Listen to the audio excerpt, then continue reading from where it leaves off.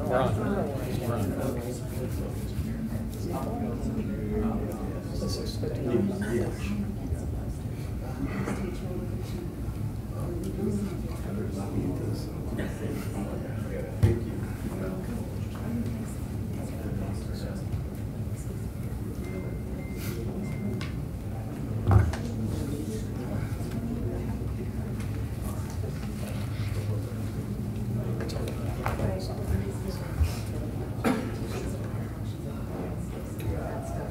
That's how you pay the bills.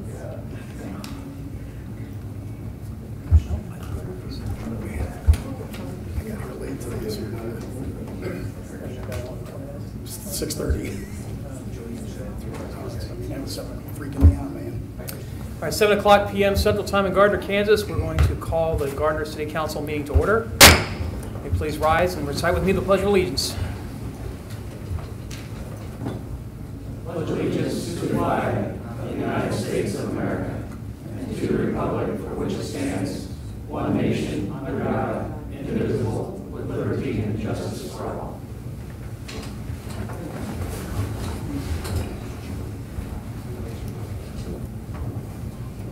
Welcome to those in the audience we haven't seen here before. I appreciate your attendance, and I'm glad that you're taking time to engage in the business of the day from the civic perspective. We do have two presentations this evening. We're going to start with a post-issuance debt compliance education session. I believe Tyler Ellsworth from Kutak Rock is here to educate us on municipal finance. That's right. Good evening, Mayor and Council. I do have the privilege of presenting this exciting topic to you all this evening. I will try to keep it brief because I know we certainly have other things to get to. But that said, if there are questions as I'm going through the couple of slides that I have, feel free to ask while I'm giving the presentation, or if you'd like to wait until the end, whatever works. And I'll try to keep this basic because I know that we, and in particular your finance staff, work on these things day in, day out, but I may throw around acronyms or terms that you're not familiar with, and if I do so and get too down in the weeds, feel free to interrupt it. Speak in the microphone too, Tyler, if you could. That helps as well. Yes, it does. All right. So, just by way of background, the city adopted in 2012 its post-issuance compliance policies, and the policies require that from time to time we provide educational opportunities to the governing body, to staff, to sort of talk about what that policy covers and what the requirements of the city are on an ongoing basis. There are really two broad areas of focus that the policies address. One is tax compliance, and the other is compliance with federal securities laws, in particular securities disclosure. You all are probably aware of this, but for the benefit of the public who's maybe listening and not as familiar with your debt issues, typically when the city issues bonds, they're almost always issued on a tax-exempt basis. And to do so, you have to meet certain requirements of the tax code during the time that that debt is outstanding. So for instance, you get bond proceeds from the purchasers of your debt that you use to build roads, build your justice center, etc. There's certain timing requirements in which you're supposed to spend those proceeds. There's certain things that you can spend those proceeds on. And so the post-issuance compliance policy looks at those tax requirements and tries to keep you sort of within the lines as that debt is outstanding. The other area of focus is federal securities law and disclosure requirements from the time those bonds are sold, again, through the period that the last bond matures. You, as the issuer of that debt, undertake to provide certain updates to the securities marketplace. Things like the city's assessed valuation, population trends, tax collections, things like that. And before I go any farther, I'll say that your finance director and her staff largely take care of these things for you. So with respect to tax matters, with respect to disclosure of updated information on an annual basis, they reach out to us, that is, Kutak is your bond counsel, Bruce Kimmel with Ellers, your municipal advisor, and we routinely field phone calls about whether things need to be disclosed, what the tax implications are for structuring financing in certain ways. And And we really have most of this handled, and that should be welcome news to you, just because you're in good hands and you have a competent team that has your back. The role of you all as the governing body is really to be mindful about the speaking to the market aspect of disclosure. And so I'll actually just skip to that. For disclosure, we talked briefly about the annual updating of information. That's one aspect of continuing disclosure.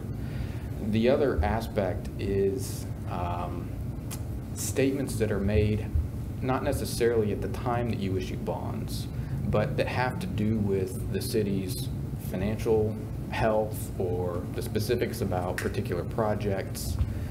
And because you're selling securities when you issue bonds and have sold these securities to the marketplace, you as the issuer, as a city, have to make sure that information that's out there, that's publicly available, is accurate. You have to basically tell the whole truth about your financial picture. If there's a particular project, you have to make sure that that's accurately reflected. And that means that both staff on your behalf and you as individual elected officials have to be mindful when you're issuing a press release or putting together literature that gets published, or maybe commenting on social media, or even making remarks, say, at a monthly chamber luncheon, that you're not out there saying something that isn't true or isn't the whole picture. And so I just urge you that the one takeaway for you as elected officials this evening is to be thoughtful in your remarks and written statements, just because they could be construed as statements to the market and there are securities implications there. So that's really the takeaway for you all this evening. I think you may be aware of all the continuing disclosure sort of steps that staff go through. I'm not going to really touch on those. This is stuff I've covered about speaking to the market. And I guess the only final thing to really drive that point home about speaking to the market is, over the last 8 to 10 years, the Securities and Exchange Commission has brought several enforcement actions against municipal issuers and against individuals, sort of mayors, staff members, other elected officials in various states throughout the country, as you can see. And they're really trying to make sure that people understand continuing disclosure, updating that information annually, and also understand the concept of speaking to the market and making sure that when you do so, that you're doing so accurately. That's really it. I think those are sort of the key points, but I'm happy to address anything in more detail. Well, I'll open it up to the group here and see if you have any questions for Tyler or financial staff regarding disclosure. Okay. All right. Well, thank you very much, Tyler. Appreciate your presentation, and I'm glad you're here tonight. Very good. Thank you all. Thank you. Yep. Thanks, Tyler. All right, next presentation is the governing body rules of procedure update. Our city clerk, Amy Nast, is going to be making that presentation.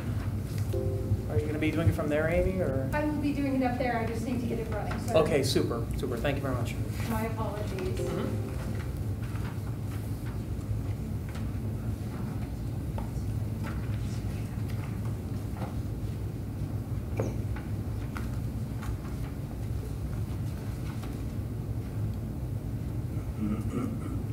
Good evening, Mayor, Council. Give me just a moment to get this started. I apologize.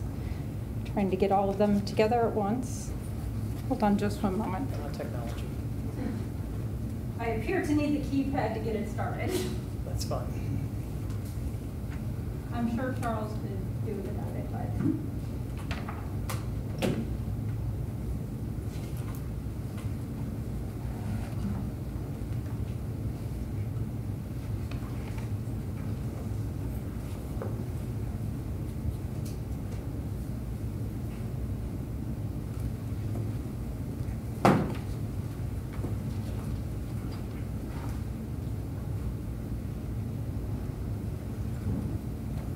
All right, I think technical issues are resolved. So good evening, Mayor, Council.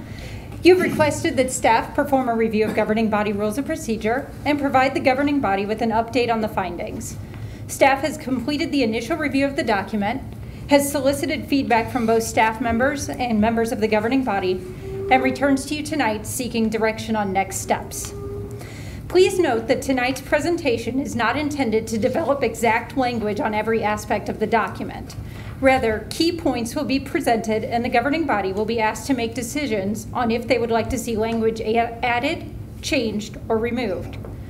Using this direction, staff will work with legal counsel to create exact language, which will be presented at a later date.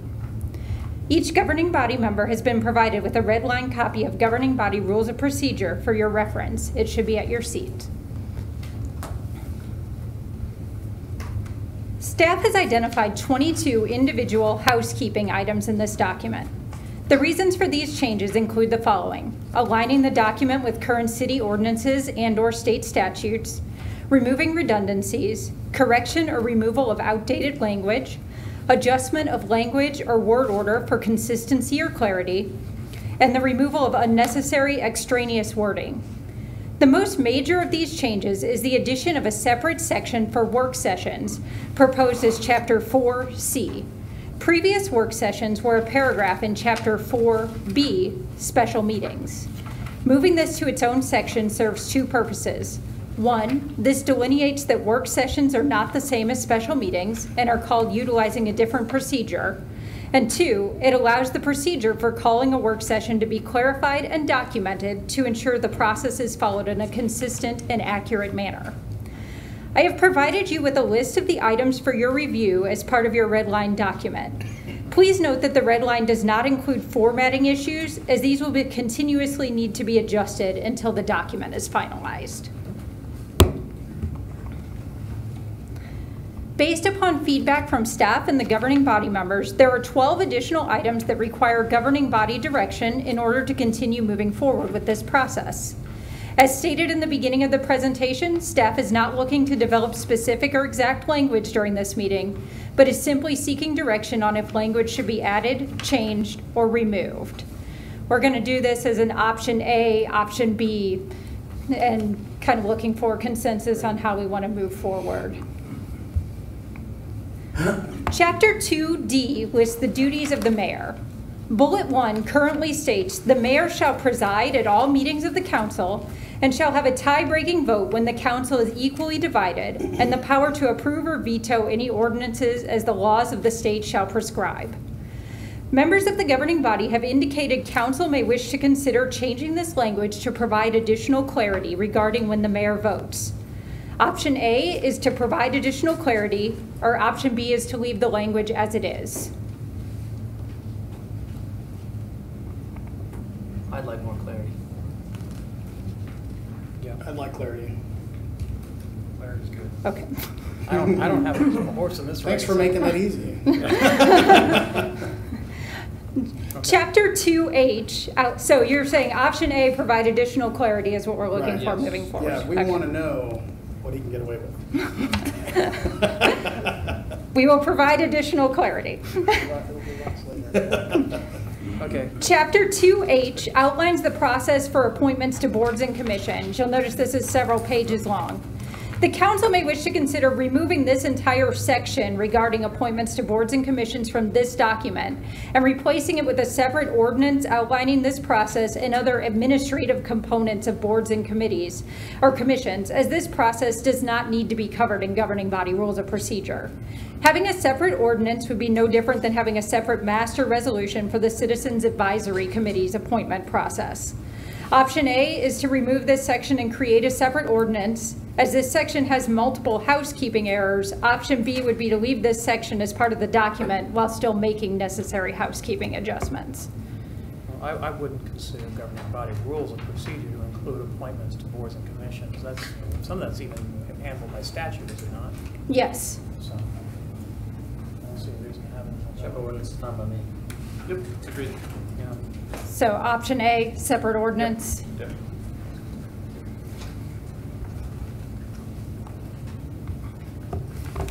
The next suggestion from a governing body member covers multiple sections of Chapter 3. The governing body may wish to consider adding including on social media to bullet points regarding etiquette, conduct, and interaction. This addition would be made where practical and appropriate.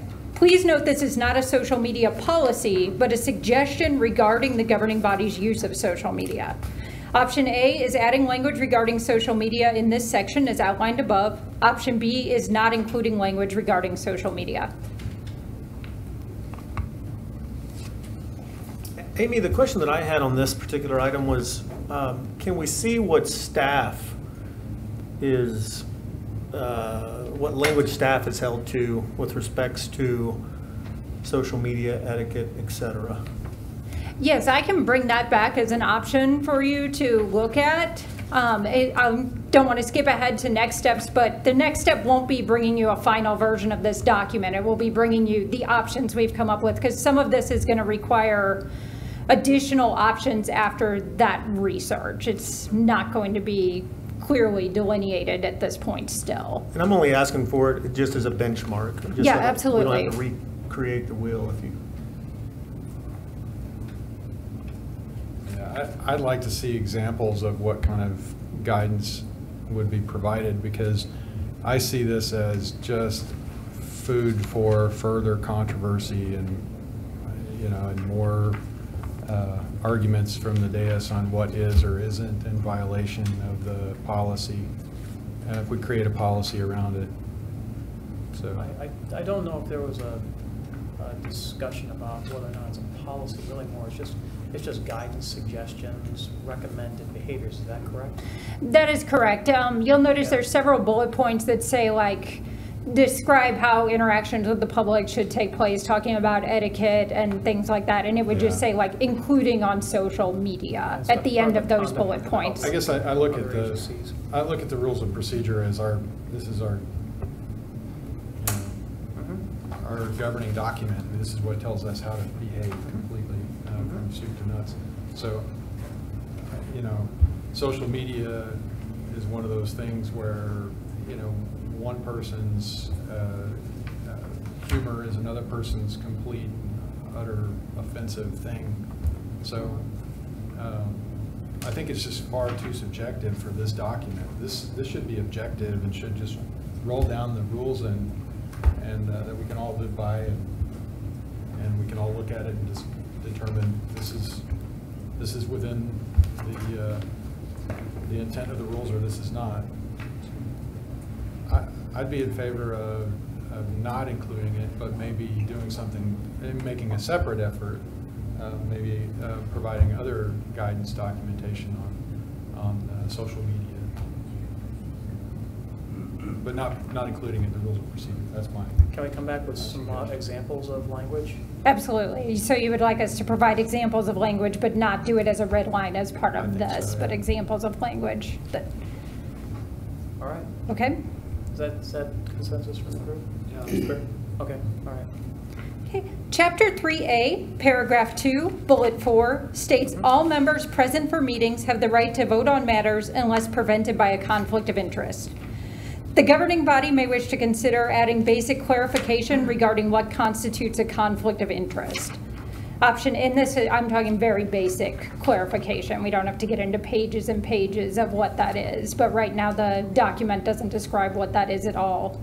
Yeah. We could even use the state's definition in the state statutes. I believe there's a definition for that in the state statutes to some degree. Or we could work with legal counsel on what would be the best Let's go definition for the that. cost-effective way there.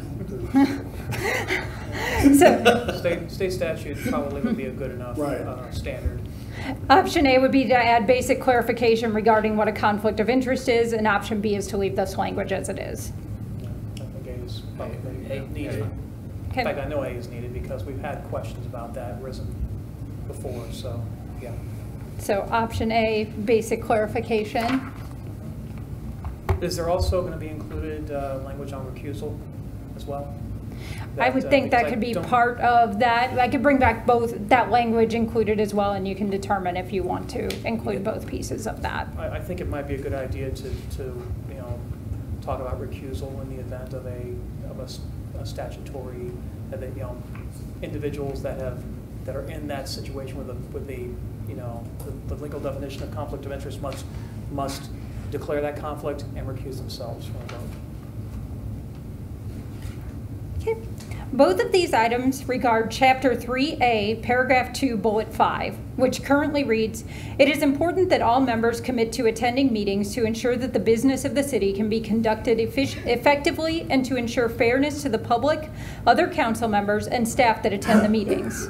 Members expecting to be absent from a meeting should notify the city administrator or city clerk prior to the meeting, or alternatively, the city clerk, who will be responsible for notifying the mayor prior to the start of any meeting. The governing body may wish to consider altering paragraph 2, bullet 5 to read that only the city clerk needs to be notified, as this provides a single point of contact in order to eliminate confusion, and is the logical option as the city clerk is responsible for providing notification to the mayor in either case. Option A is to alter the language to read city clerk only, and option B is to leave the language as it is. I like A. I like A Yeah. too. Single point of contact is always best. Okay, I like option A. I A. just wonder what the redundancy is. If you're out on vacation or what have you, Like somebody. designee, Yeah. city We clerk. have deputy city clerk. If you'll recall that you guys appointed Sharon Rose as your deputy city Oh, clerk. that's right. So she Okay. would be the point of contact for Thank that you. then. Additionally, the governing body may wish to consider adding language clarifying attendance expectations. This could match the language used for boards and commissions, which is missing 3 consecutive meetings without an excuse as defined in the ordinance, or failing to attend a minimum of 2/3 of regular and special meetings in a 12-month period. Option A is to clarify attendance expectations, or option B is to leave the language as it is. Now, is that physical attendance, Right. or is that attendance by phone? I would think we could clarify it as meaning either, because you are attending the meeting if you're attending by That's phone. what I kind of thought, but that would be something to Just spell spell it out. out. We're gonna have to, yeah. Attendance, what's the definition of attendance? necessarily? Absolutely. Yeah, okay. I think we need to clarify that. A, yeah. Yeah. Option A on that one. Yeah. Mhm.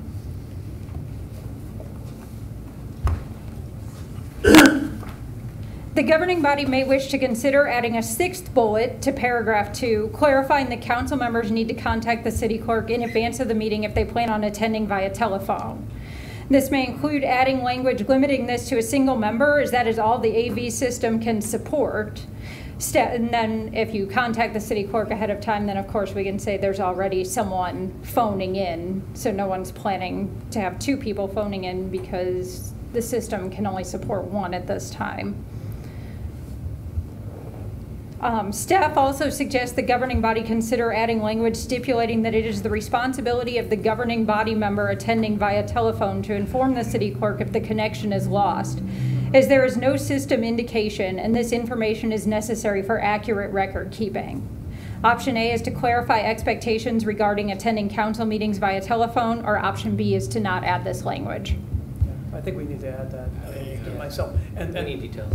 And the other piece of this that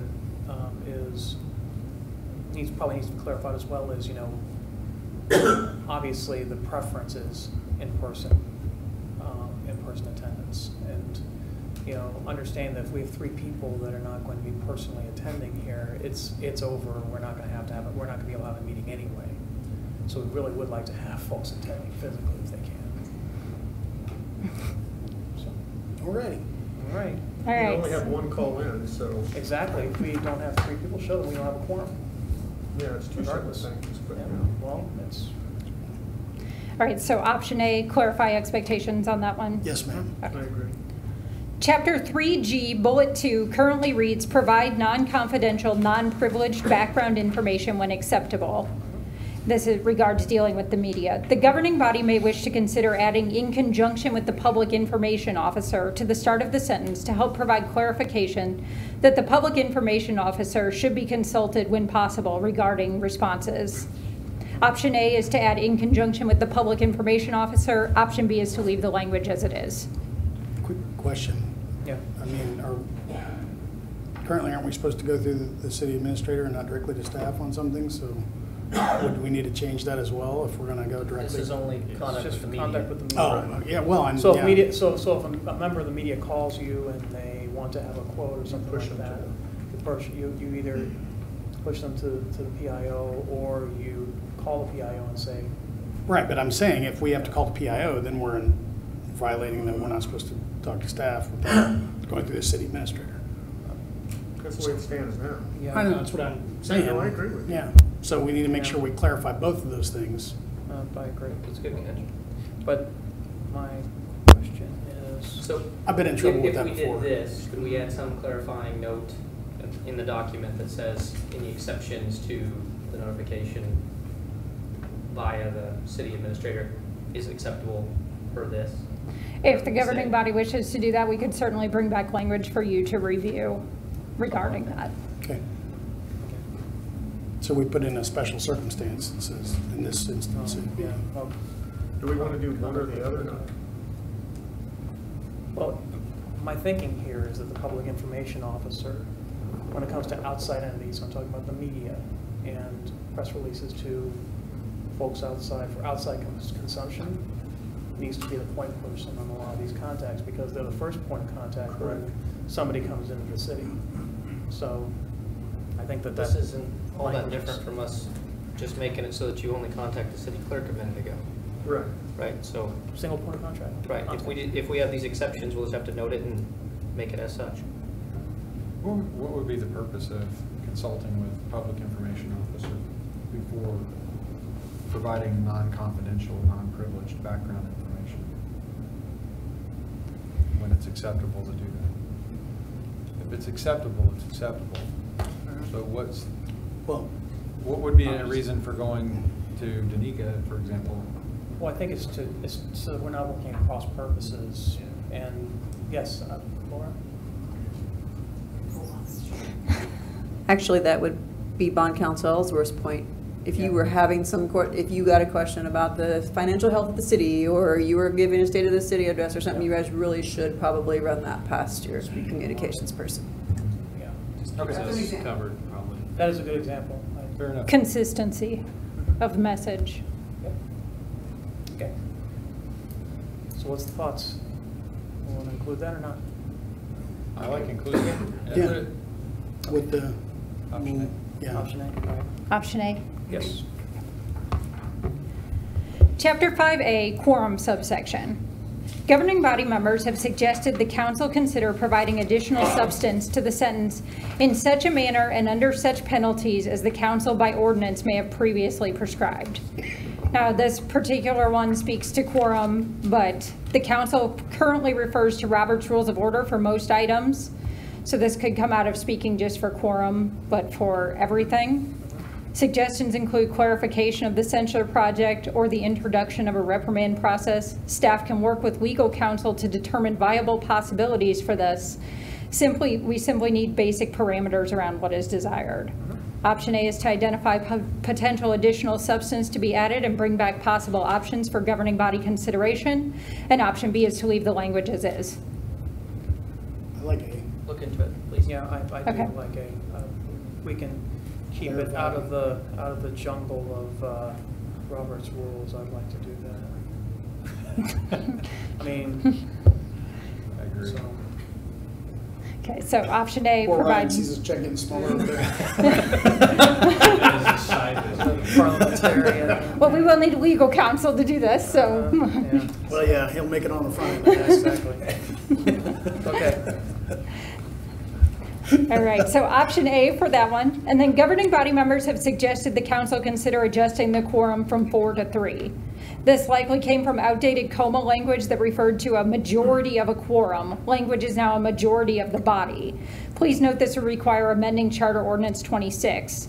Option A is to adjust quorum to 3. Option B is to leave quorum at 4. I think we need to leave it at 4.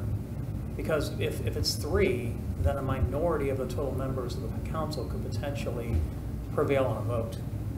What this really comes back to, this question, I think, and the duties of the mayor are, is it 5 or is it 6, and Right. when? Yep. Right, so if it's 5, 3 is the majority, it doesn't matter. Right. But So if the it quorum's depends on 6, when, who Right. is voting when, and in what That's circumstances. what the quorum is. If I may, this is a quorum of the council, Oh, not a okay. quorum of the governing body. Correct. I apologize if it was not clear because of the clarification of where this likely came from, but three is a would be 3 as a quorum of the council. Right now, your quorum is 4. So if 2 people are not available, you're unable to hold a meeting. 3 is still a majority of your council and would typically be I a would rather have quorum, more but than- it is up to governing Yeah, bodies I direction. get Yeah. the concern about 3 is that 2 members of the governing body, which is not a majority, could potentially pass. You could still not pass. You would need a unanimous vote if you only had Oh, 3 you people would? attending. Okay. Yeah, it's still a majority of the council full required to pass a council. vote. It's not a Okay. majority of members present. Okay. It still makes it less complicated to have it 4. 6-1 doesn't. You gotta have majority either way. I like 4. I like 4 as I'm well. fine with that. Okay. Yeah. Because either way, it is. We what have Mark the just remote said. option, so that helps Yeah. to alleviate that So issue. 4 it is? Yeah, 4. Okay, 4. leaving that at 4. Mhm. All right, Chapter 5B currently reads, council members may submit items for inclusion on future agendas by orally making the request during council comments or by submitting a written request to the city administrator or mayor. Governing body members have suggested the council may wish to consider adding clarification regarding agenda item submission, such as a deadline for including items. The sample language included in the red line is similar to staff's timeline for inclusion of items. Council may also wish to consider if an avenue of appeal needs to be included if a requested item is not included on the agenda. Option A is to clarify the process for agenda item submission, and option B is to leave the language as it is.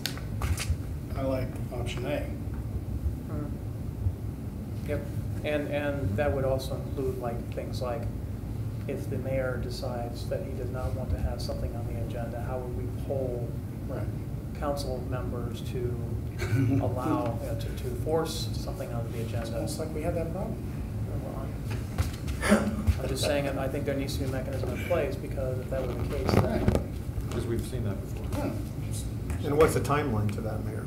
it would be within that 10 business day timeframe they're talking about, calendar day timeframe. Yeah, but I've seen it within hours. No, that can't be happening.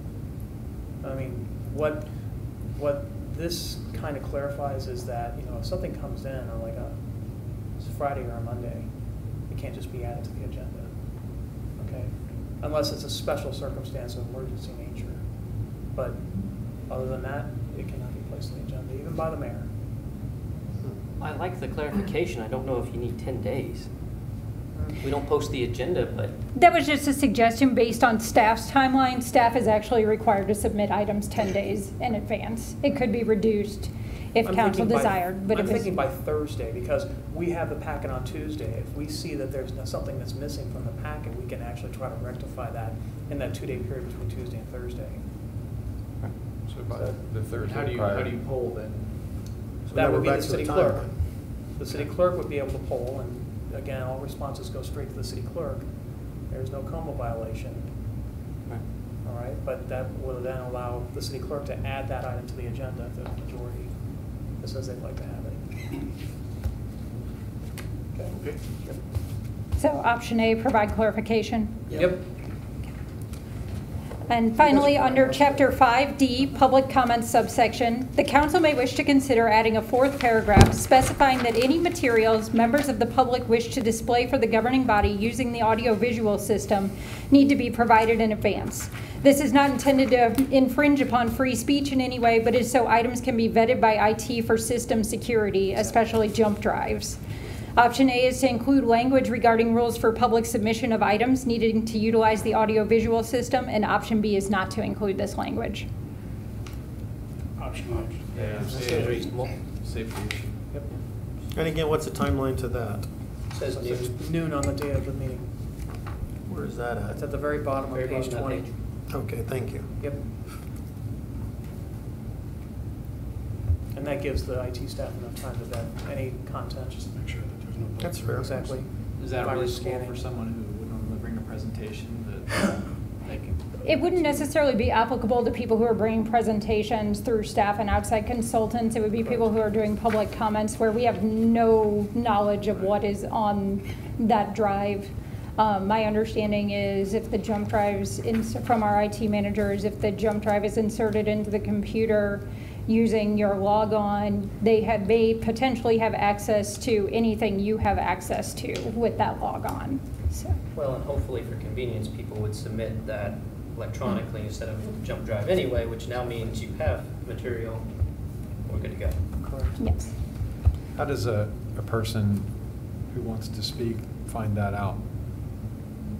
I think that we could provide public information when we do this as part of the updates. That could be something that we update and get out to the public. I could work with the communications manager to ensure that that's Initially, clarified. we put it out on the agenda and say, hey, if you're going to come and bring a presentation, make sure to get it in by noon. That way. I believe we could do that where we do like the ADA notification. Right. Yep. And that We way can it do just gives people the heads up that they have to have it ready. Are we going to have a separate email address set up for that, for security purposes? You can just go to the city clerk email. Okay. The city clerk at Gardner, Kansas. Yes. Okay. So, yeah. All right. Okay. That's it. Just want to give you a little timeline for next steps as soon as I get this to log back in. Again, technical difficulties. Thank you for your work on this. Yes, very nice. Appreciate it. All right, next steps. Now that you've provided additional direction, staff will work to make the necessary adjustments with the addition of legal counsel as necessary. Please note this process may potentially include the amendment of several ordinances, including a charter ordinance, but we're not going to do that one, and the development of new ordinances. After staff has had the opportunity to analyze what documentation will be necessary to complete this process, the governing body will be provided with an update. That'll either come in a Friday minute memo or as part of council updates. Once a rough draft of the final version is complete, staff will give an additional presentation so the governing body may make any final comments and adjustments prior to adoption of the completed document. Any additional questions at this time? No, ma'am. Thank you for your good work. All right. Yes, Thank excellent. you. Very thorough. Thank you very much, Amy. All right, next is public comments. Members of the public are welcome to use this time to make comments about city matters or items on the agenda that are not part of a public hearing. Understanding we do have some folks that are planning to speak this evening. We have instituted a couple of very small changes, but I think it's going to allow things to go a little bit more smoothly. Nothing has changed from the standpoint of rules. We have 5 minutes limit, no personal attacks, no profanity. But we've also added, at request of other individuals that have had concerns about unequal treatment at the podium, we've actually added a bell, an audible signal that it will basically let the person at the podium know that their 5 minutes is up.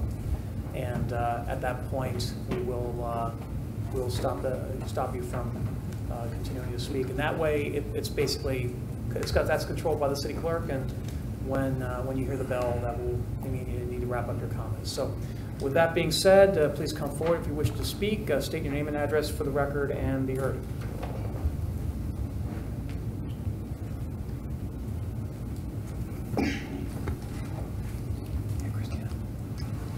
Christy Harrison, 740 Valerie Lane. Mayor and Council, in 2012, I was part of the team that interviewed and selected our current city administrator. We hired her because of her professionalism, her proven track record with economic development, her strong background in planning. I then worked with Cheryl for a little over 5 years and was part of the existing council along with 4 other existing members when we unanimously approved a new 4-year contract in 2016, where the focus of those discussions was how do we retain her, and not only retain her, but how do we keep her for 4 years. During the years I worked with Cheryl, the reasons for her hiring were validated time and time again. I won't go through all the city's accomplishments, as we're all well aware of those. They've been well publicized. I was also part of the council in 2017, which is important because I had a front seat to the consistent criticisms, questioning of her professionalism and ethics, and yet she continued to show up for work, do the job she was hired to do, and keep the level of professionalism I had grown to appreciate. And she'll be recognized with a top award later this year for the city's performance under her leadership. I have to think when members of this body are publicly or semi-publicly in attempting to gather negative feedback that there's nothing left for whatever reason to get rid of her. I, for one, think this is a mistake. I am unfortunately not surprised, but think this potential decision not only creates an instability for our growing city, but also opens the city up for unnecessary litigation. My hope is that whatever decision is made in regards to her contract is done with the utmost transparency and consideration for the future implications, as we voted unanimously on her existing contract publicly to ensure transparency and with the future in mind. Thank you. Thank you, Christy.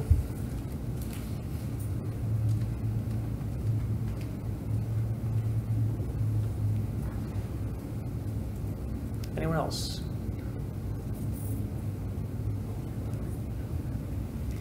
With no one else coming forward, we'll move on to the consent agenda. Is there any member of the council who wishes to remove an item from the consent agenda? Hearing none, I'd like to entertain a motion on the consent agenda. So moved. Second.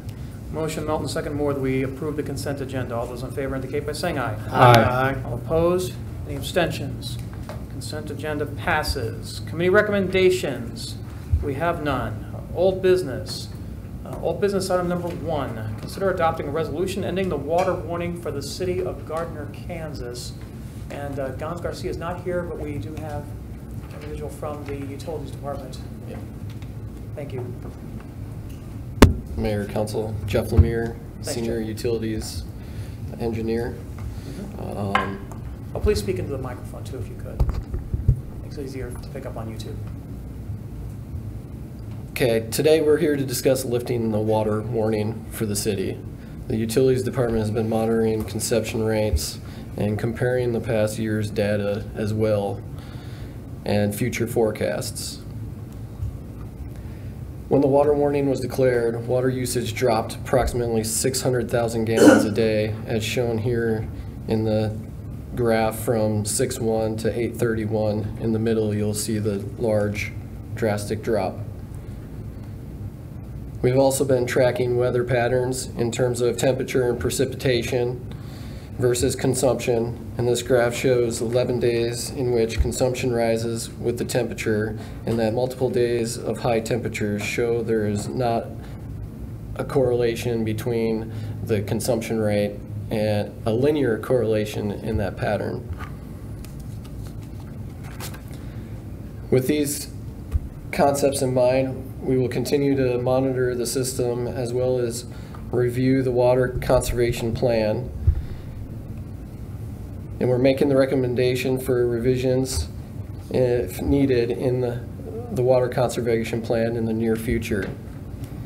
With these findings, we recommend lifting the water warning for the city.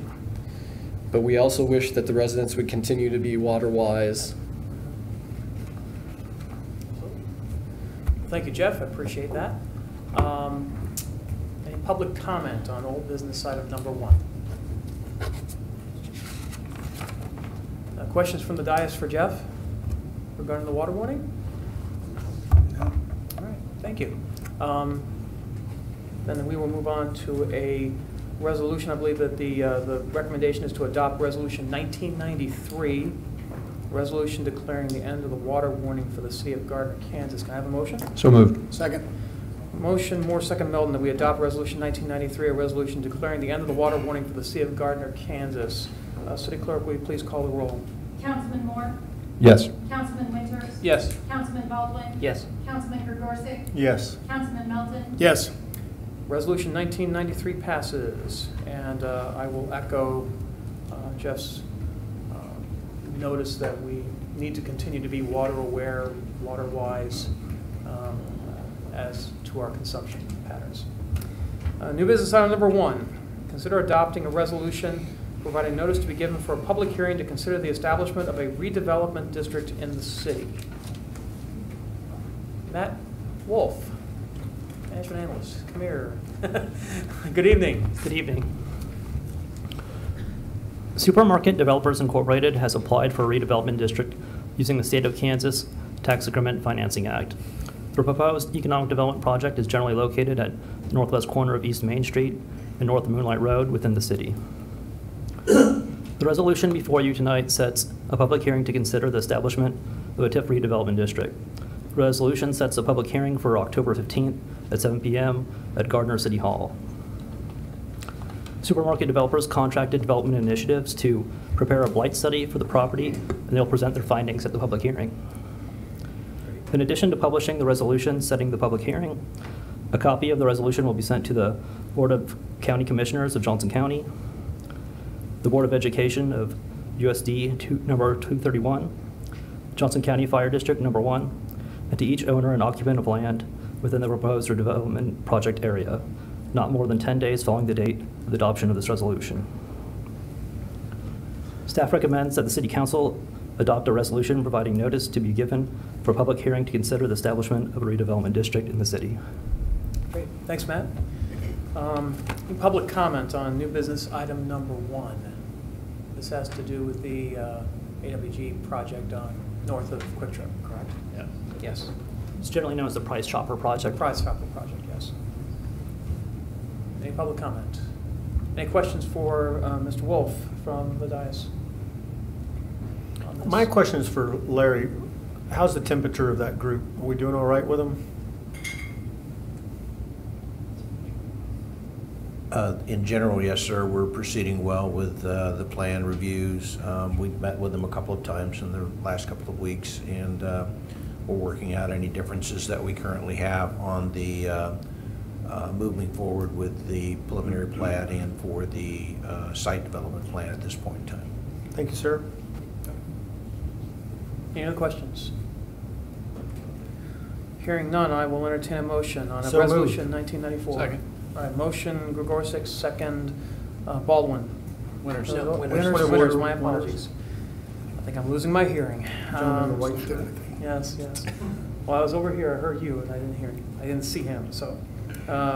Motion Gregorsek, second Winters, that we adopt resolution 1994, providing for notice to be given for a public hearing to consider the establishment of a redevelopment district in the city of Gardner, Kansas pursuant to KSA 12-1770 at SEC. Proposed economic development projects generally located at the northwest corner of East Main Street and North Moonlight Road within the city. City Clerk, will you please call the roll? Councilman Winters? Yes. Councilman Baldwin? Yes. Councilman Gregorsek? Yes. Councilman Melton? Yes. Councilman Moore? Yes. Resolution 1994 passes. New business item number 2, consider adoption of a resolution establishing a Citizens Public Works and Accessibility Advisory Committee in the city of Gardner, Kansas, and repealing resolutions 1936 and 1938. Amy Nasta. Good evening. Good evening again. On November 2nd, 2015, the City Council voted unanimously to adopt Resolution 1936, a resolution establishing a Streets, Sidewalks, and Stormwater Advisory Committee. Also on November 2nd, 2015, the City Council voted unanimously to adopt Resolution 1938, a resolution establishing an ADA Advisory Committee in the city of Gardner, Kansas. On March 5th of 2018, the City Council voted unanimously to adopt Resolution 1984, a resolution establishing policies for the creation and operation of citizen advisory committees of the city of Gardner, Kansas. Resolution 1984, Section 7, amended Resolutions 1936 and 1938 to conform to new operational policies, including the reduction of membership from each committee from 6 members to 5 members, and the reduction of meeting frequency from monthly to quarterly. As of April 3rd, 2018, there were 3 vacancies on the ADA Citizens Advisory Committee and 3 vacancies on the Streets, Sidewalks, and Stormwater Advisory Committee. Since that time, 1 vacancy on the Streets, Sidewalk, and Stormwater Committee has been filled. However, the term for this position has ended as of August 31st, 2018. At this time, neither committee is able to meet due to lack of a quorum. At the August 20th, 2018 City Council meeting, Council provided consensus to create a resolution to combine the 2 committees into a single committee, the Citizens Public Works and Accessibility Advisory Committee, in order to be able to continue obtaining public input on these topics. The proposed resolution provides for the dissolution of the individual ADA and Streets, Sidewalks, and Stormwater committees, combining them into a single Public Works and Accessibility Advisory Committee.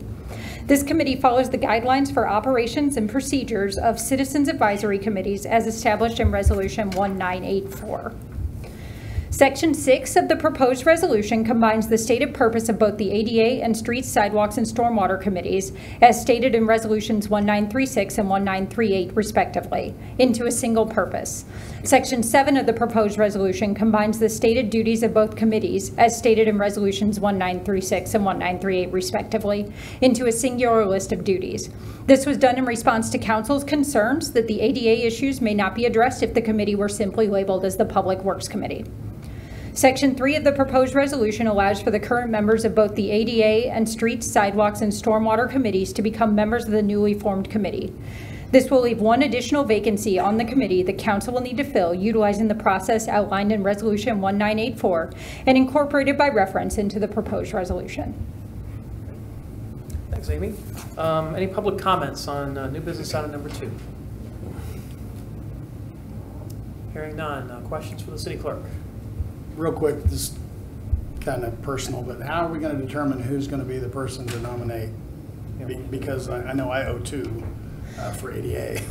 That is an excellent question, sir. One that I was going to follow up with. I mean, I'm willing to, since maybe I can. I believe Councilmember Baldwin has 2 appointments. 2 or 3? It is 3 now with this. Of course, we're reducing it by 5 total. So we can either start over with Councilmember Baldwin. Councilmember Moore, I believe you had 1 additional appointment, and Councilmember Melton, I believe you had 2 appointments or 1 remaining. An ADA. So we can either go back to. I'm all about putting the pressure on Mark. I believe Councilmember Baldwin was actually number 2 in your round, so I believe it would fall to you if you wanted to base it on your resolution and procedure. Yeah. Absolutely. I like that. Amy, how many total advisory committee volunteers would we have at the end of this? Total, I believe. Seats, I should say, I'm sorry. Seats available to be filled or seats No, just total seats. I believe this will be 20, because this will reduce you to 4 citizen advisory committees at this time. Remember, the governing body can always form more if they feel a need to form one for a specific topic. Correct. And the idea being that it would be 10 advisory board and 10 streets and sidewalks? This one's only going to have 5. Yes, this one will have 5 seats like So all we took citizen 5 and 5 advisory and moved it committees. down Okay, to now I'm following. a total of 5. Thank you. Correct. Parks. I got it. And now, Public Works. And then is who's in charge of this one? Is that still Todd? Who's in on the? Or I mean. Oh, I was on the Oh, Lee streets. was in charge of that. Yeah. Sorry. Not really in charge, just an ex officio member. You know what I mean? Who's the? That guy. So who was going to be tapped for ADA originally? You were way back when. Well, I was, but I can't serve as a. No, I know. But now we don't have to worry about it because now we're. That's true. We've got 4 committees. Right. I believe you had 5 council discussed members. Councilmember Baldwin doing it, but had never officially appointed him. You did, however, appoint Councilmember Moore as the ex officio for the Streets, Sidewalks, and Stormwater Committee, and it is by mayor's appointment the ex officio is. That's correct. So who does not have an ex officio on a committee? I don't, I'm good with that. I actually have 2. So Yeah, I because could- he is the airport too. Yeah. Oh. And the reason I say that is because I tend to volunteer for all of the additional committees. He does with the highway stuff. Yeah. Bridge. Okay. All right. So we can throw you on airport. I'm not going to take that from that man. He loves it. He doesn't know Okay. anything about planes. All right. He just works at Garmin. So we've got Parks and Rec, Police, Echo Dev. You got 2. Yeah. You got none. Todd's Something on, doesn't seem right.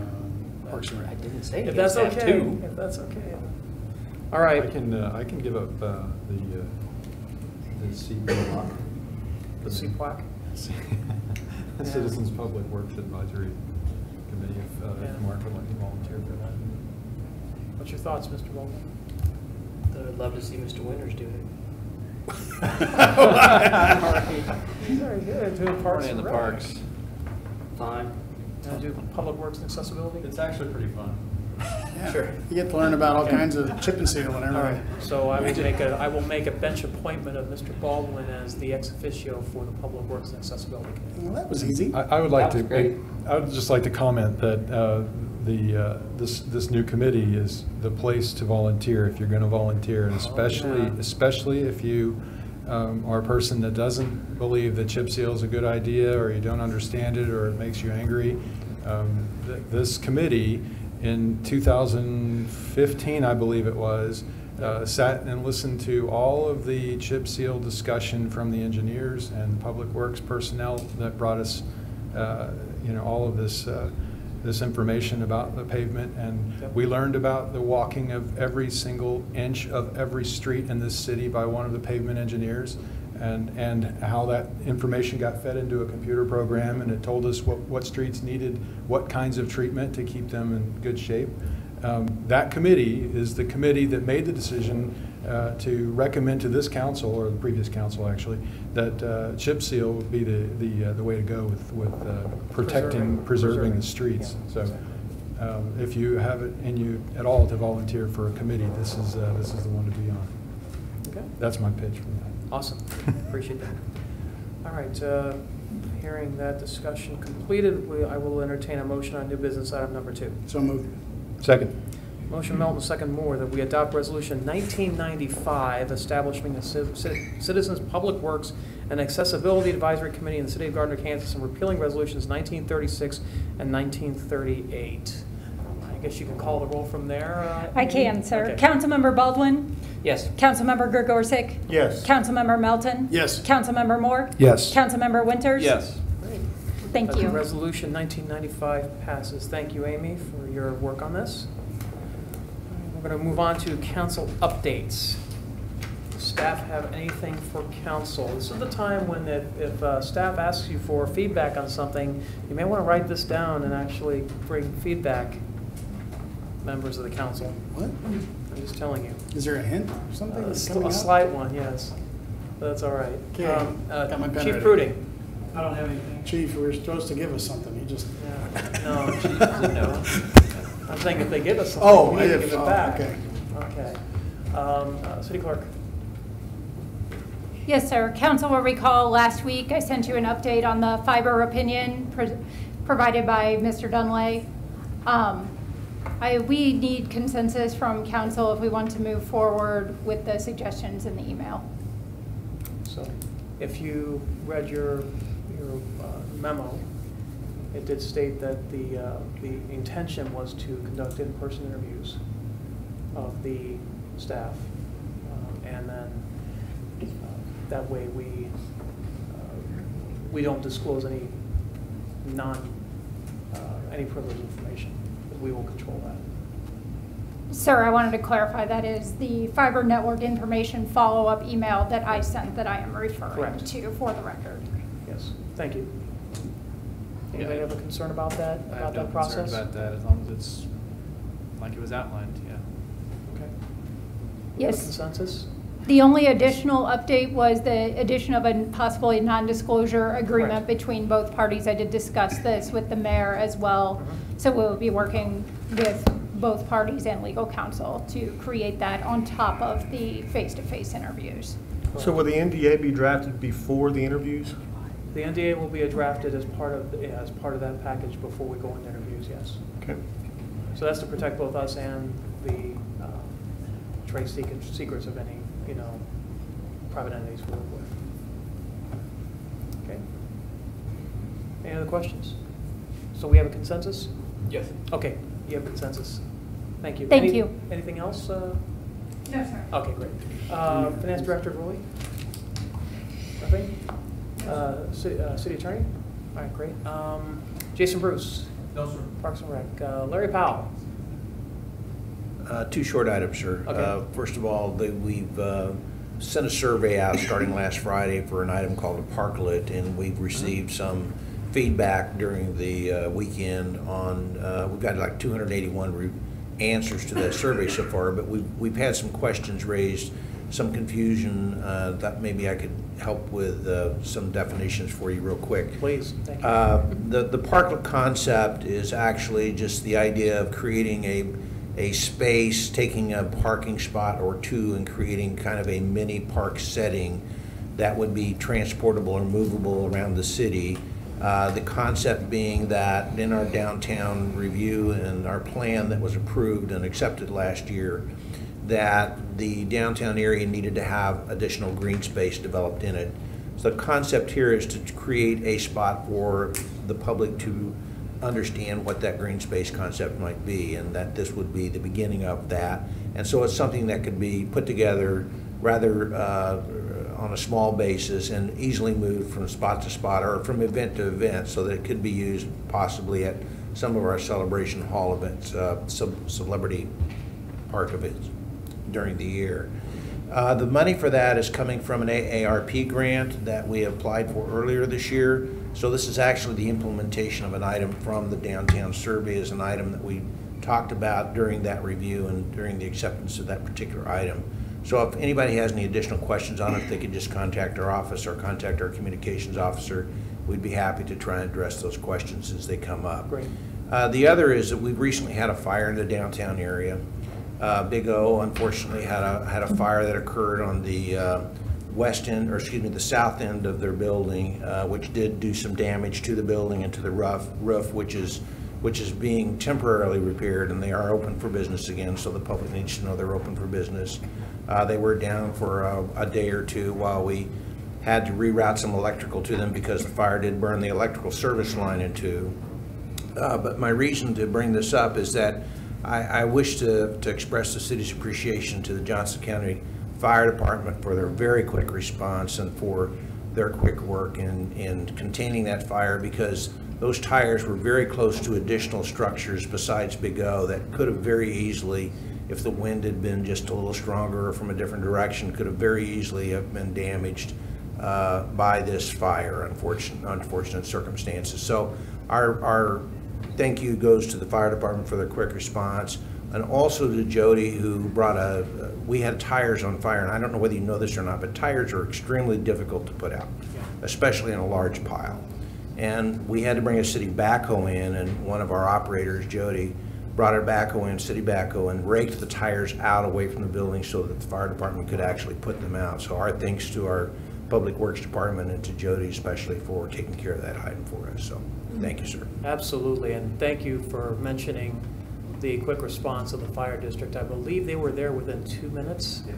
Within 2 minutes of the fire being reported, we already had, and we have multiple crews out there, correct? We had, I think Olathe came in with a tanker, and there were some other, I know the police department worked diligently to block off the area and seal it off so that they could do their work. And it took a yeoman's effort from all sorts of different jurisdictions. And I want to echo what you said. It was when we first heard about it, you expressed to me, because you were with me at the time, that it could have been seriously bad.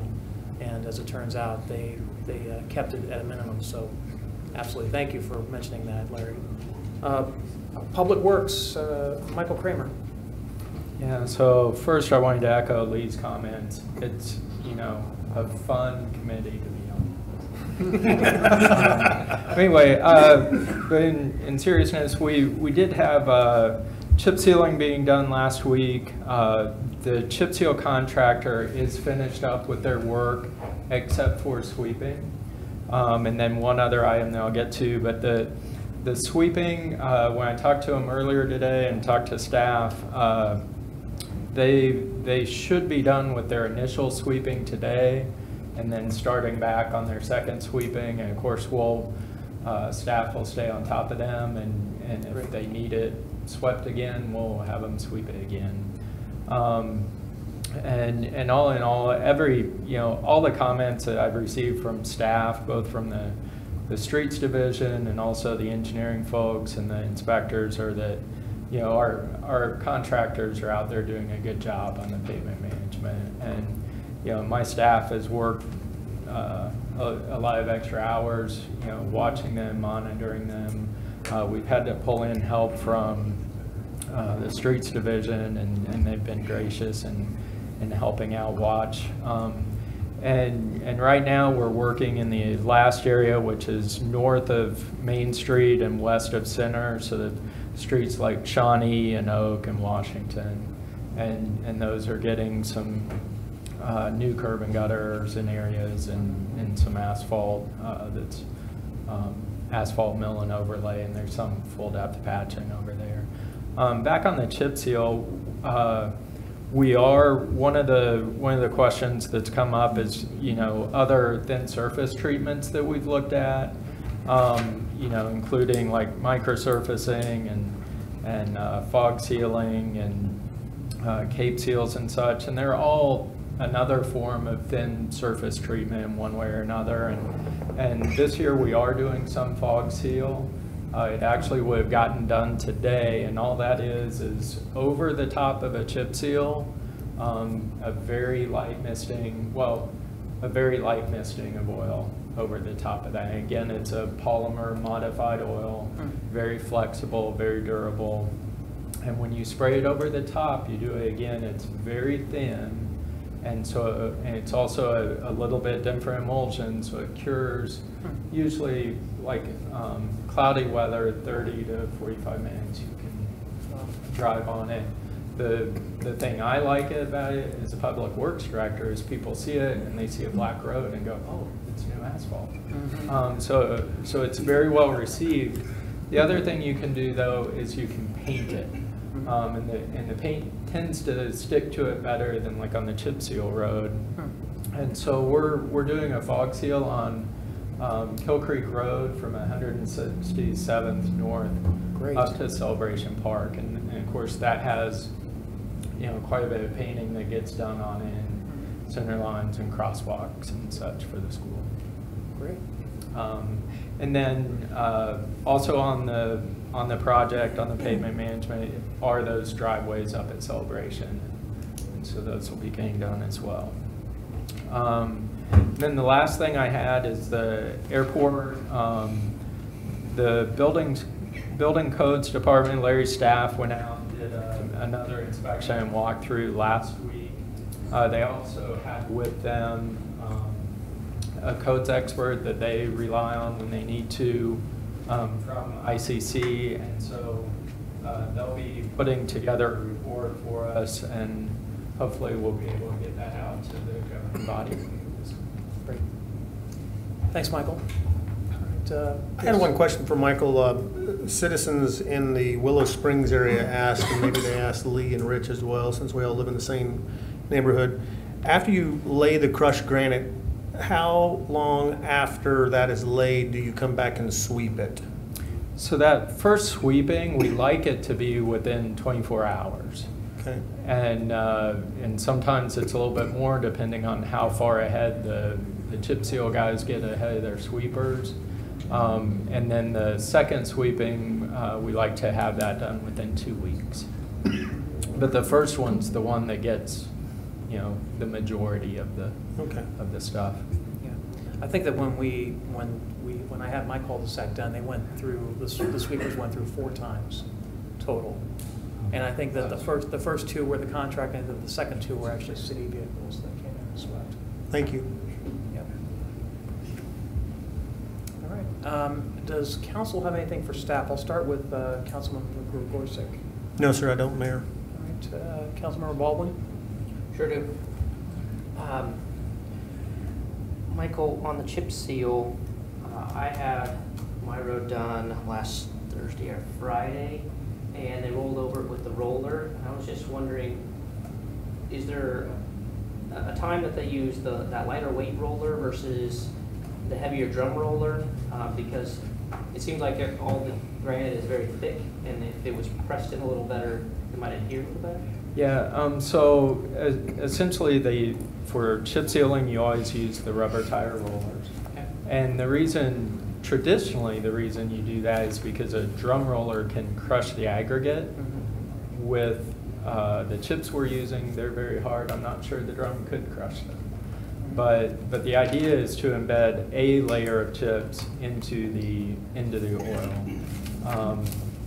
And then to sweep off the excess. So you're not going to, even if you rolled it with the drum, you're not going to get any more pushed in. The drum's really to compact asphalt or earth. Okay. That's a good question. I know staff's been communicating, and there's the contractors and the contractors with the public. The one thing that I was wondering is, since staff is with the contractors, and the contractors send out their notice, and it's 2 to 3 day window, and then like in my case, it got moved. Is there any way that we could have something on the city website or somewhere where people could check to see they're going to be in my neighborhood today? You know, it gets updated that morning or something. Yeah, and we've talked with Danica about doing that and looking at the future and trying to at least look like a week ahead. You know, it is difficult based on rain, et cetera, but we can certainly work with Danica in the future. And you know, we made, between 2016-17 and then this year, we made quite a few changes and to how the contractor's required to communicate. And I think last year we had very poor compliance with even a simple door hanger. This year, I will say, it has gotten much, much better. We've had a few instances where either a hanger didn't get out or they actually used the wrong hanger with either no phone number or the wrong phone number on it. From what I've seen, the contractor's been very responsive to get those taken care of, and certainly next year we'll look at more improvements. So the main reason I mention that is not so that you know when your road's going to be, covered in granite, but for those that you have to move because your car's on the side of the road. And then I did want to say that I received an email, and there were some that were upset about the chip seal. But after speaking with me and more importantly the contractor and staff, their concerns were resolved. So I just wanted to reiterate that the staff circling back, not just the initial contact, is very important to make sure the public feel like they were heard. And it seems like that's been a good job. Sometimes not on the public's timetable, but at least they're getting that response back. Then I had a question for Larry on the parkland. So concerns that have been brought up to me and that I looked at were, from what I can tell, it's a great idea if you lived in New York City, right? But in semi-rural Kansas, are we going to end up taking up more valuable parking in our downtown corridor if we have it out front? And if it's not here, where are we storing it? And then are we having, what kind of benefits do we have with the liability of putting people closer to traffic on a highway? I know the grant's helping us fund it now, but what about maintenance costs in the future, liability if it gets hit or destroyed, vandalized, etc.? And then is the grant covering it all, or is this going to cost us much extra that we don't know about yet? I know it's a lot.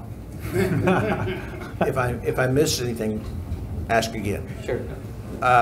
So the funding that we have is $22,000. That amount is what we budgeted through the grant request. That was the maximum we could ask for, and we did receive that amount. We expect to spend just that or less on the construction of this item. So that's, as far as the cost is concerned, we don't plan on spending anything over that. The survey is to help us with design characteristics and the types of materials to put into this project. So some of the concerns we've had that have been expressed online about, is it going to be made out of pallets? Is it, what's it going to look like and what's the purpose? We're trying to address that through the survey. Location will be not out front on the highway. We understand the traffic concerns. We understand the liability issues of sticking something into a highly trafficked area. The concept of the parklet is to take a location that can be safely utilized and have it temporarily be something besides a parking space. Our first location is to be, and we've already checked with the Johnson County Library, is to be in the parking lot behind City Hall. There are, in the parking lot, if people are familiar with that, there are 3 parking stalls that are parallel to the sidewalk on the inside of the sidewalk, not on the street. And that'll be our first location because we want to put it up there and we want people to look at it, see it. We want them to feel that it's a safe location to get by. They've got the sidewalk between them and the street, which is fairly large and wide. It's a slower traffic street. On the inside side, the barricade side, if you've looked at a picture of the parklet, you'll see one side's open, one side is barricade type material, is to give us the concept of how it's going to function and how it'll work. So that'll be our first location. Other locations after that we hope to use would be similar in type and style. For example, it might be on Elm or Shawnee or Park. It might even actually be in the parking lot at the old pharmacy location. I don't expect us to stick it in a high traffic location because of the safety factors. It will be an item that is covered by city insurance. We've already checked on that before we did as part of the application of the grant. That was one of the requirements. So it would be insured by the city. If it were to be destroyed for some reason, I doubt seriously that we would attempt to rebuild it, because the type of construction we're talking about is it's fairly lightweight. We're not sure the exact configuration yet. That's part of the survey results, is to tell us if they want to see it more rectangular, more square, etc., so that we can kind of configure it to fit into park space. And then we hope to be able to use it to make it mobile enough so that it could be picked up and used or taken to another location fairly simply and easily, either in one piece or in two pieces, so that it could be used maybe at the fairgrounds during the fair, or at the current event that's coming in September for the wine tasting cheese event out at Celebration Park, those kinds of activities. So that's kind of the purposes for it. I hope, have I missed any of the questions? No, that's good. Okay, thank you. Mark, can I piggyback on that item? And it just occurred to me, so I apologize, Larry. Is that something that we can partner with USD 231 and utilize maybe in their elementaries or middle schools? We'd be happy to do that, sir. If they have a spot that would be useful for that at some point in time, it'd be great, sure. Maybe a good gesture, at least, You just bet. to... I mean, if they have a location that it could be, I mean, I could see it could be a judging location for the fair or something like that, or it could be maybe useful at the middle school football field games for some use during the year, or something like that. Yeah, no, I or agree. the car shows for Yeah. design rent it out. Judges stand something. Absolutely. Gardner grind. I know because it was so hot at the car show last time, over at the Project Rad car show, that, folks were saying, oh, we just need shade. We don't have any shade. This would provide shade and place to sit. So. Yeah, one of the attributes for this is that it has some type of shade system on it. And again, that hasn't been decided yet or designed yet, but it would be part of the project. Good idea. That's all I have for now. Great. Councilmember Winters. Yes, Michael, you answered some of my questions already on the chip seal stuff.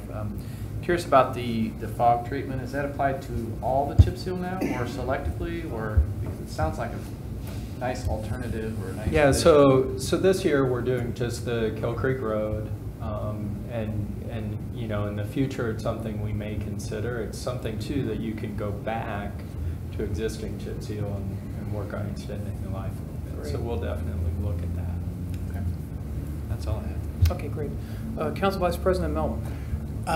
Well, you guys got a lot of my questions already. I was going to say the one thing I really wanted to say was I wanted to commend the chief and Fire District 1. I had a little accident a few weeks ago, some of you know about it. The amazing professionalism of those guys that came out to help me. I mean, at no time ever when they asked me what happened, and I said I caught myself on fire, did they even giggle? I thought that was pretty impressive. That's our job. Right, so I just wanted to commend you, Chief, and Fire District 1, and say thank you to everybody who helped get me on the ambulance and get me down the highway. So thank you. That was all I got. All right, thanks. Thanks, Rich. Council President Moore. I've got a few things. First of all, one citizen mentioned to me something about possibly changing the format for public comments, and I thought I would just bring it up. The comment was, it seems the one-sided communication from the podium, it doesn't seem sufficient. It seems, and this gentleman's words was sort of aloof, like we don't care about what the person's saying. His suggestion was that we allow a two-way conversation back and forth between the podium and us during public comments. I explained to him that the reason that we don't have that is for just time. It's to allow more people to be able to voice their opinion. So I just thought I'd bring it up to everybody to see if there's a consensus to change what we currently do. I don't feel strongly about it. I think we typically get back to the point in council update at some point. We usually do, or staff brings it up in council update. Yeah, I mean, but that's the issue. We have a long time between public comments and staff updates. And a lot of times, in the case of this gentleman, he spoke to us in July, and then he left afterwards and didn't check back to see if anybody had addressed his concern. Yeah. So it's just that, you know, I've heard this more than once over the last couple of years. So Should we entertain an idea of maybe having a response time after consent agenda before we get into the meat and potatoes of the meeting? Or, this might even be better. I'm just throwing it out there, sir. If we give them the 5 minutes and they finish their remarks, if there is a response that we can give immediately to those remarks, we can give that response before going to the next person who's speaking. That would make more sense. Would that way? But you're going to open up a can of worms is the only problem. As soon as you open it up, now it's how long do each of us have to ask questions, and how many back and forths do you have, and it's a debate. And is this something that we're covering 10 minutes down the road, you know, with a staff presentation? And you know, it depends on what the issue is and what they're asking for, and et cetera. We do need to be mindful of getting back to everybody and circling back around at council updates, or at least with an email. But I don't know how you'd have to outline that entire process if you open that up. Because it can get ugly fast. Yeah, yeah. And actually, we may not have all the information that we need to respond at that point either. Right. And so it might be best, and I'll ask the opinion of staff here, from the perspective of just having a response back to an individual who asks a question and wants a follow-up. Is there any possibility that we could potentially have a quick recap from, you know, if there's something that needs to be researched, a quick recap from somebody, city clerk or somebody else, that, you know, said these are the individuals, these are the questions that we're asking, this is the response that we're giving to them? Is that a possibility? How would you? I mean, I'm just trying to close the feedback loop, because that's what it seems like the problem is that they're not getting feedback once they have their question or their concern. I guess it still depends on the question, though. I mean, it might be literally you can do it right that second. It might be at the end of the meeting. It might be we need a week to research this. Yeah, it might be I can just say, no, that's not the right way, and we're done. Or it could be that the person just wanted to stand at the podium and give a statement. And that's or fine make too. a comment, doesn't really It's- expect a response. Well, then that's the thing. I mean, public comments has always been the public's time. It's not, they're not there to hear us talk. They're there to speak and be heard. Well, So- and to reciprocate is the servant part of it. So if we hear an action item that one or all of us can act on, perhaps in closing comments, you know, Mark and Randy might say, hey, Bob we've done that. Smith, Yeah. you know, so that we can close that loop. We know who owns it, and we can reach out to city staff to help close that loop. And maybe we ask the city clerk to keep us honest on it. If she doesn't hear us mention something that we heard that was a. Yeah. I would think the mayor would do that as well. Or the mayor, yeah. Well, the leadership. All right, I will I put guess that if down you as a opened task it of at mine. all, I think it would be just that the governing body could now ask questions for clarification of the statements, because sometimes there's a statement and you're not quite sure where it's going, so you have to go research with that person anyway. Yep. But if you could get that right now, then maybe we can address it in council updates. That would be the only thing if you were going to open it up at all. Laura? Frankly, I don't think your city clerk, and she was just giving me the eyes. I don't think she can keep good minutes and also keep track of what somebody asked. And we'll all work. How about we all try to work on that? I mean, the mayor, you all. If somebody, if you're willing, I think anybody could say, I heard something that didn't get answered, and toss it back out. I mean, it could be Larry, it could be any of us. Well, I'm not taking notes. So, I think Mark should be doing it. You know, No, I think the mayor should. No, I think as chair of the meeting, I probably should be, I'll go on ahead and be more diligent about taking my own notes and making sure that folks, you know, I will go on ahead and review those with council during council updates and make sure that we may just, it may be as simple as, in addition to us making sure that we circle back around on council updates, it may be as simple as maybe the mayor thanking the person for their comments and letting them know at the end of the meeting we'll be discussing. That's good too. Yep. Something along those lines. Absolutely. Okay. We'll make it work. Okay, so fog seal was another question I had. Michael addressed that for me. And then painting the intersection at Santa Fe and Cedar Niles. I've heard a couple of people complaining about that. And there are 2 lanes that head out from Walmart. Come down to 1. And it comes down, well, it comes in, the 2 lanes go into, I think, 3 lanes. But one of the 2 lanes Has an arrow. has an arrow that goes straight, and it goes right into like a Island. double there. Yeah. So my suggestion, I don't just bring problems. I try to bring some suggestions here. My suggestion would be there is a line that separates. It's a painted line that separates the 2 lanes at Cedar Niles coming out of Walmart. If we extended that line with a dotted line or a dashed line in a diagonal that then intersects with the other line that So it shows a merge across the lane. intersection, shows the traffic, which, you know, who's got what lane to go into. It might be might just take care of that. This is why we need a big, I know, I'm smart sorry, board I have up a- here.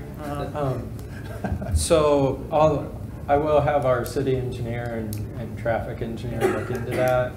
They've reviewed it once, and the work there is not complete. Yeah.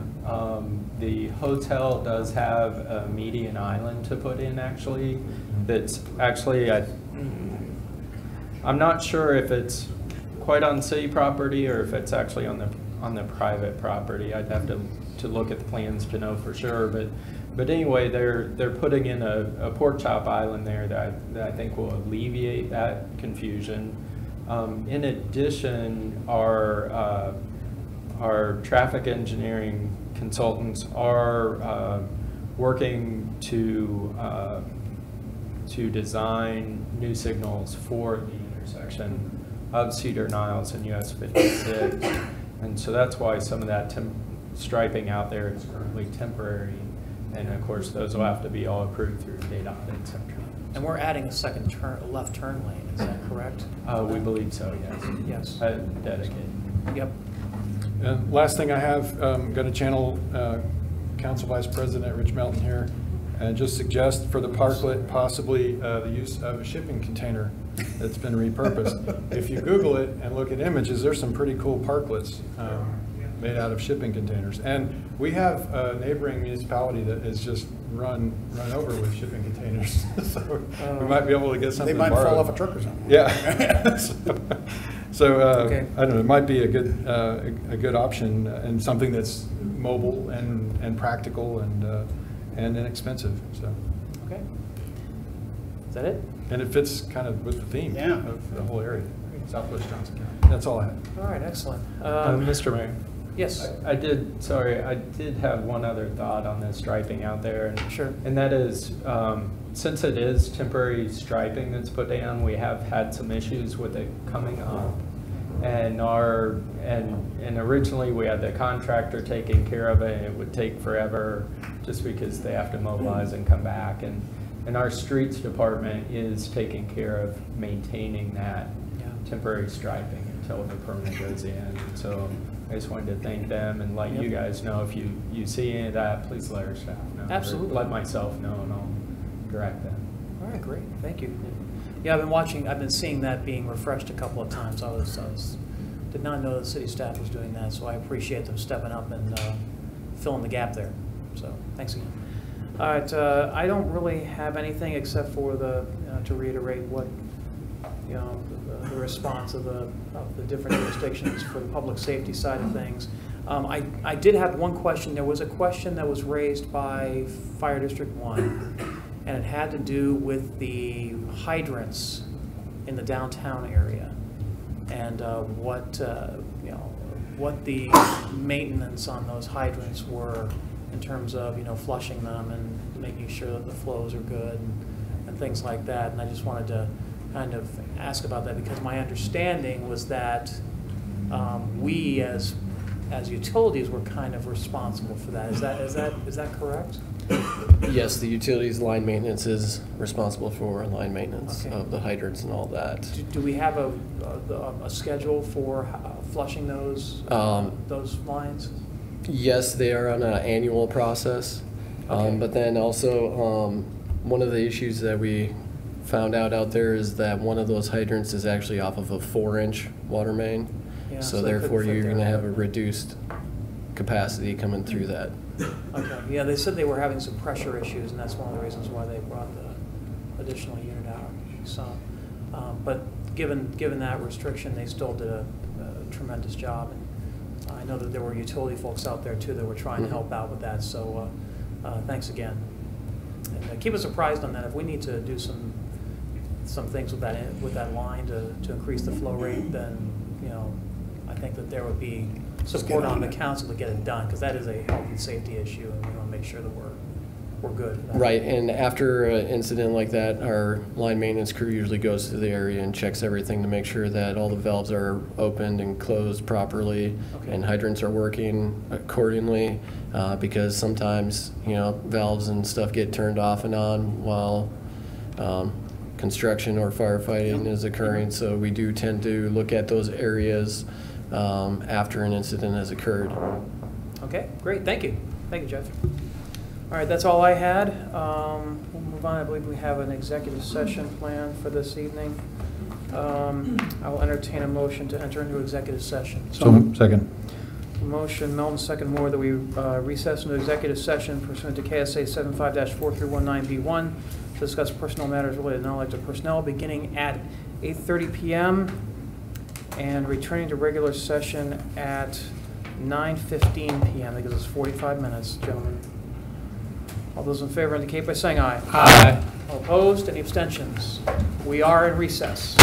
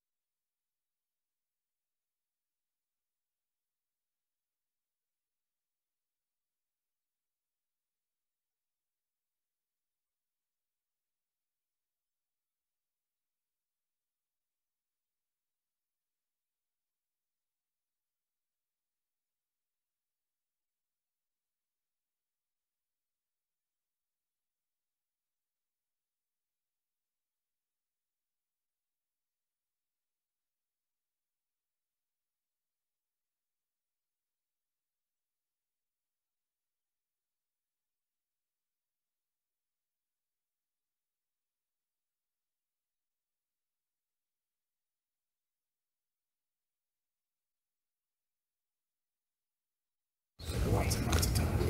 Oh, totally.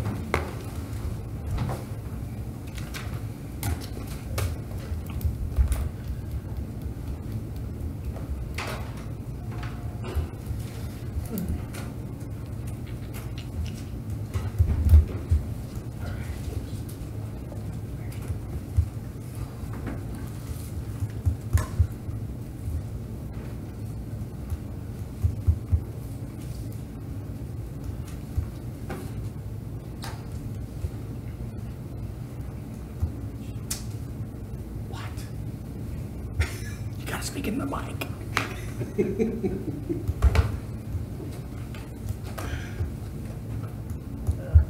Tick, tick, tick, tick, tick. Should've just hung out in there. I saw that they found Dorothy's slippers. Saw the news this evening. They were missing from the Wizard of Oz Oh, the museum? museum, yeah. Oh, where's that at? Somebody did a smash and grab 13 years ago, took those Are you slippers. serious? Yeah. I had And no the idea that FBI was- tracked them down, found them. Man, lucky those people. Yeah. I had no idea that was like a thing. There are only five pair left in the world. Oh, really? Yeah. I've heard one. Dorothy's slippers. Oh, Ruby. yeah, the props, yeah. So, Did you see the Chiefs coach story about him? Huh, what was Oh, it? yeah, Andy Reid, yeah, when he fell. No, the assistant coach. Oh, the assistant coach. You have to read the story. Whoa, now, thanks, Todd, for teasing us with that. I mean, No, but geez, he was- man. You know how to tell a story. Yeah. Good ESPN. He was adopted, looking for his father. Oh. Go read the story. It's interesting. Oh, it's a positive I don't wanna story. give- I don't wanna give it away. Okay, all right. Good news. All right. Good news. It has a twist at the end. Really? They are leaving us hanging. Way to go. I'm telling you, no more stories for you. It's 9:15, we can come back into regular session. I will entertain a motion. so moved. Second. Motion Moore, second Milton, that we resume regular session. All those in favor indicate by saying aye. Aye. Opposed, any abstentions? We are back in regular session. I will entertain a motion to adjourn. Point of order. Yes, sir.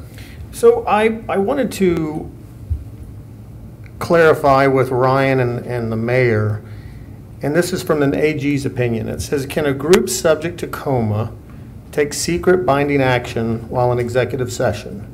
The opinion of the AG is no. All binding action must be publicly taken.